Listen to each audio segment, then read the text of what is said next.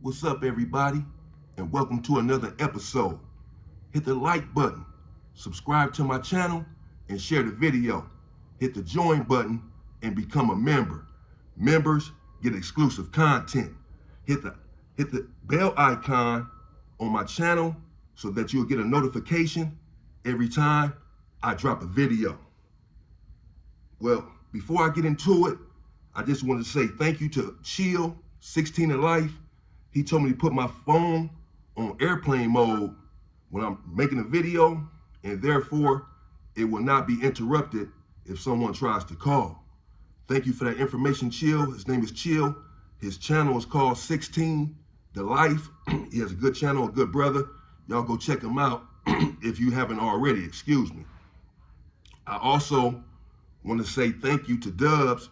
Dubs has been making the thumbnails for me for my videos, the last 4, 5, 6 videos, and he's made some in the past.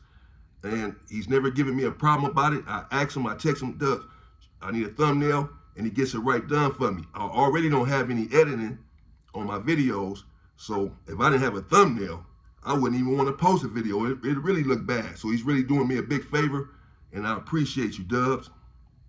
Now, before I get into this Hoover versus Hoover situation that happened in the Los Angeles County Jail, where Hoover attacked another one with a weapon, and it was bloody.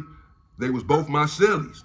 They was in a cell with me together, in a 4-man cell, in 2600 in 2015 or 2014. Before I get into that, let me say, because a couple people said in the comments, oh man, the Hoovers were Crips, man. The 5 Deuces are Crips. And plus the Denver Lanes are y'all enemies. How come y'all didn't help the Crips against the Bloods in that riot? Let me try to explain the politics inside a prison. There are some yards right now that Crips and Bloods even, I guess, are saying that Hoovers can't come to the yard. They done told the police that it's on site with the Hoovers. You bring a Hoover to the yard. High Desert is one such situation right now because of an incident that transpired in High Desert just recently, where a Damu was up there with an HK on his face, and he was attacked by the Hoovers.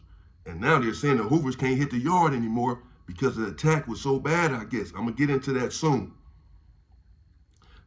It was like that before in like Pelican Bay or Centinela back in the days. They said that the Hoovers can't hit the yard. So the Hoovers really had their own car in there. Yes, the 5 Deuces were still Crips. Now it's probably different. The 107s went back to Crips and all that. It's probably different. And it's been situations where the 5 Deuces want to ride with the Crips and all that. And we were at odds with the 5 Deuces and all sorts of stuff over this situation, over the Hoovers being criminals and some of them being Crips. It's been all kind of situations over that. And yes, the Denver Lanes are enemies of the Hoovers, but so are the neighborhoods. So for the Hoovers to go side by side with the neighborhoods against the Bloods is no different than going side by side with the Bloods against the neighborhoods. I'm just telling you the mentality at that time, particularly in prison, where the politics are very heavy. There was just recently a situation when I was there in Centinela, I'll get into that soon also, where 2 Hoovers attacked a gangster. But he was a gangster from like Riverside or something like that, whatever, but he was still a gangster Crip. And the Crips ended up saying, how come all the Crips on the yard didn't rush the Hoovers? Because they see themselves as different than Hoovers. Hoovers are really the most hated gang in the world. That is not an exaggeration. And so that was just the thinking at that time, not gonna help either side. Me personally, I didn't want to help either side for that reason. And also because I don't want to help the Crips hurt the Bloods or vice versa unnecessarily. And I've always been one to really get along and have respect from everyone and for everyone, just because of my profound love my deep, unapologetic love for black people. I've always had a strong, profound love for black women and black men and black children, to the point where some of the atrocities that has happened to my people in this country have reduced me to actual tears. Seeing some of it play out on the television and etc. has broke me down, but not soft tears from a soft man, tears of anger that sometimes want revenge because of the love that I have for my people. My mother was a Black Panther. I like to say that I get my blackness from her. She's always had a strong, profound love for black people, and so have I. When I was in the Los Angeles County Jail, I used to run the whole entire 2000 floor at one point. At another point, I ran the entire 4000 floor. This can be confirmed by anyone. In that sort of leadership position, I had to be cool with everyone, because potentially I had to speak with everyone and quell a situation from this car, this faction, this car, this faction. You had different groups in there.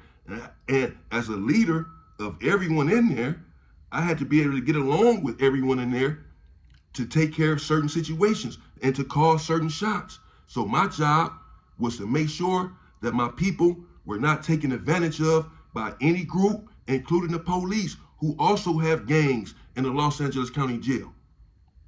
I'll get into that soon. And I wanted to make sure that my people, because people think that our structure is not where it should be, sometimes they want to isolate us and take advantage of us, take advantage of my people.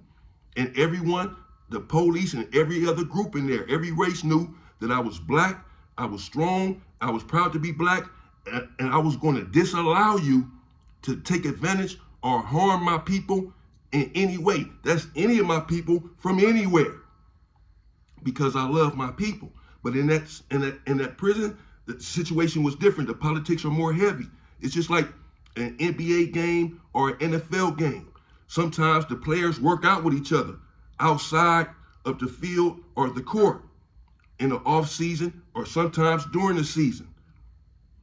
But when they get on and they cool with each other, they have dinner and work out, exercise, train together. But when they get on that court, they're enemies. They're fighting each other. They're going after each other. And when they're done, they shake hands and they move on. And that's how it was. We'd get into it, and even in the county jail, I stopped many situations with the neighborhoods and the Hoovers, potential bloodshed, because the Hoovers that were there like to play with knives. And sometimes, so did the neighborhoods.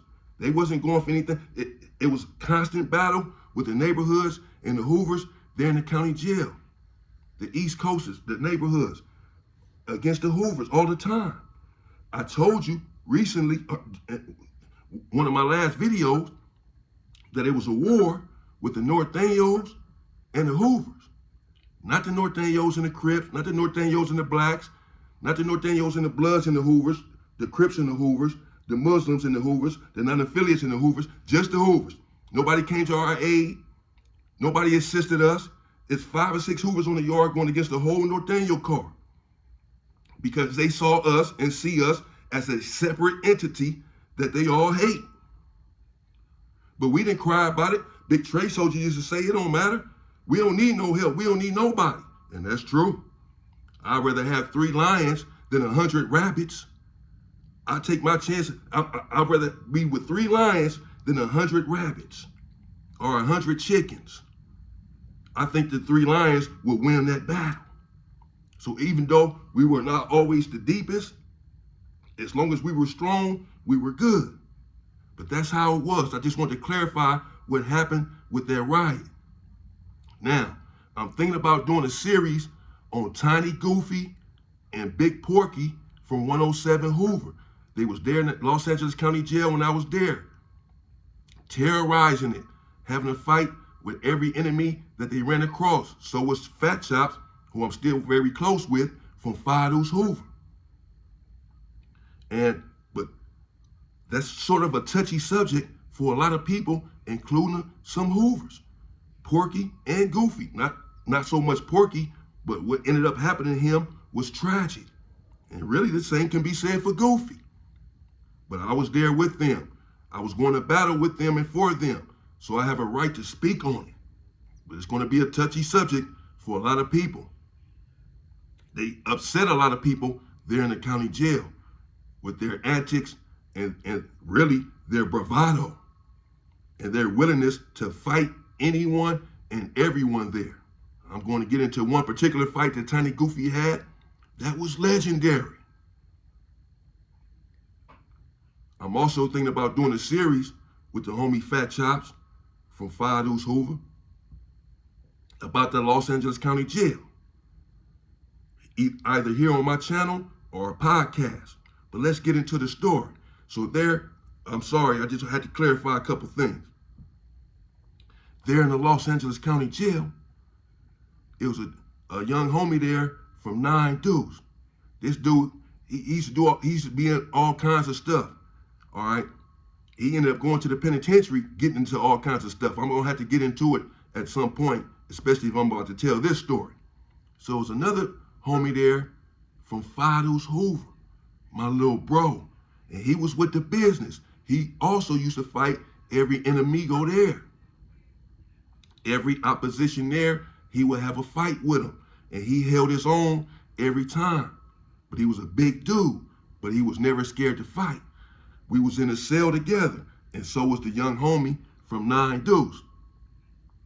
The homie from 9 Deuce used to pick on a little homie from 5 Deuce, start stuff with him, and then they start having fights. They end up having 3 fights together in a cell, all initiated by the young homie from 9 Deuce, who just wanted to start some stuff. But the homie from 5 Deuce is not a coward, and he's getting upset with him, keep attacking him, because he's saying you don't have the same energy towards the opposition. Yeah, you had a couple fights in here, but nothing worth writing home about. And you pretty much lost those fights. You're not all that strong in those fights, but when you're coming at me, you want to be all strong and keep fighting me for no reason. He thought that the young homie was overweight, that he can get the best of him in these fights. He was basically trying to bully the young homie. I was there. Yes, I tried to put a stop to it. I told him, don't have no more fights with the homie. You trying to bully the homie, bro. I told him that to his face. We was all right there in the cell. I said, I see what's going on. All right? And you trying to bully him. And if you do it again, you're going to get DP, bro. Don't fight the homie no more. One day I'm sitting in the day room. They run in there and get me. The homie Lil Prentice from Grape Street. And a couple other dudes. I'm out there working. And I'm working out, though, but I'm a trustee out there. As I said, I'm pretty much running the floor. I am running the floor. And he said, man, so-and-so and so-and-so just got into it in your cell, bro. So-and-so just bust on him, man. He just hit him. I said, oh, my God.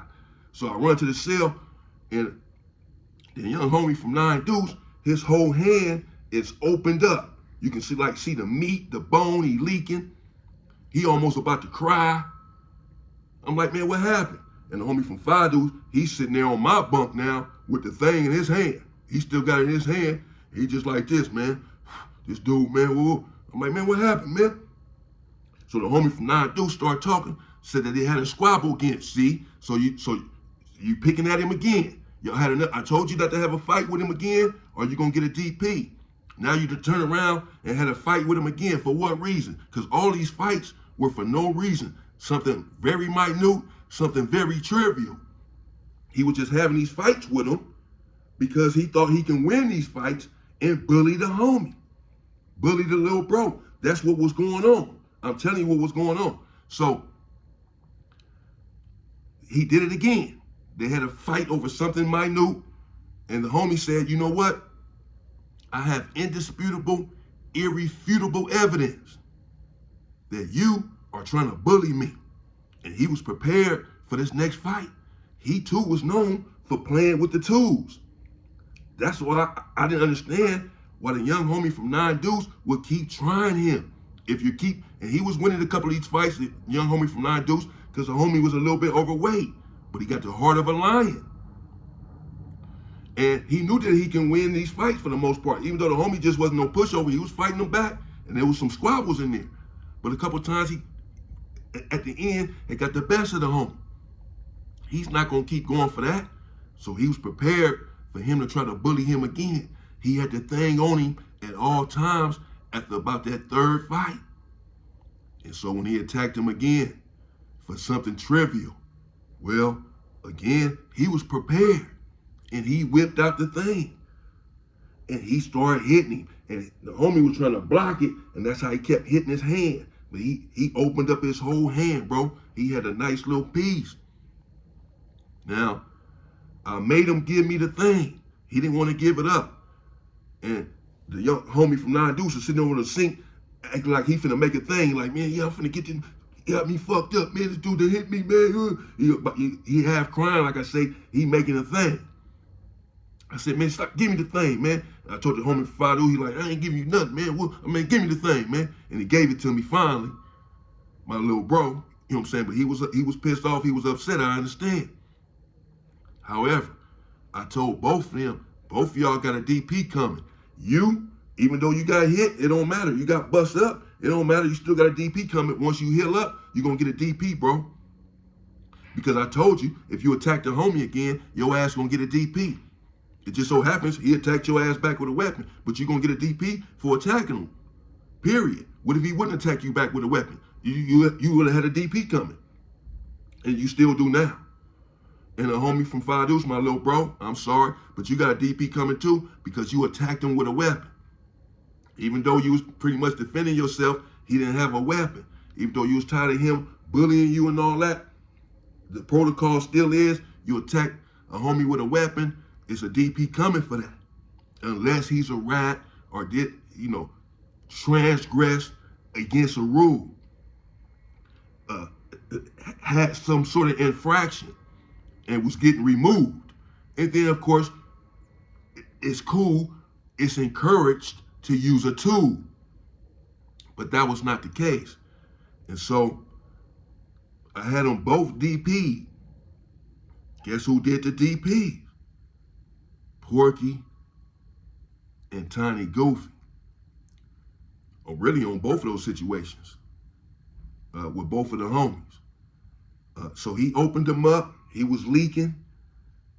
They stayed in the cell together. We all stayed in the cell together, sort of talked it out. And the homie never attacked him again. He left him alone after that, which I suspected he would do. I'm not saying he had that coming with a weapon, but the homie from Five Deuce obviously felt like he did, and he took care of that business. He got tired of being attacked, and the homie being a bully, because he had a few fights in there, but again, he had a fight with Tiny Coop from 60s, who resting in peace now. He had a fight with him in the day room, this dude from Nine Deuce. And oh man, it wasn't all that great, man. I'm gonna have to get into that about this dude, man. He didn't perform all that great, but you wanna keep attacking the little bro inside the cell. And so as a man, he eventually responded with a weapon. I had to call a DP because that's the protocol. So he had to get DP. But on the other hand, I certainly understood. Every man can only take so much. And he had had enough. And he did what he did. And it was what it was. Well, coming up, I guess I'm going to have to get into the story of Tiny Goofy and Porky. And again, let me make it clear that my aspiration and my goal is to help all youth of every and any creed, whoever needs my help. I'm here for you all as a human being. But make no mistake about it. I'm a strong, caring, and loving black man who loves black men and black women and black children to the point that I'm prepared to give my very life for all of them. I promise you, I'll give it up for the freedom of my people. But I'm tired of black people just giving up their lives. I'll be talking about we ready to die and give it up. Yeah, I'm ready to give up my life, like many have. But I'm also prepared to not go alone, not turn the other cheek, to take a couple with me. That's how I'm going down. We going down fighting like Comrade George Jackson. You gonna get a few and you don't. For the freedom of my people. Stay free, people!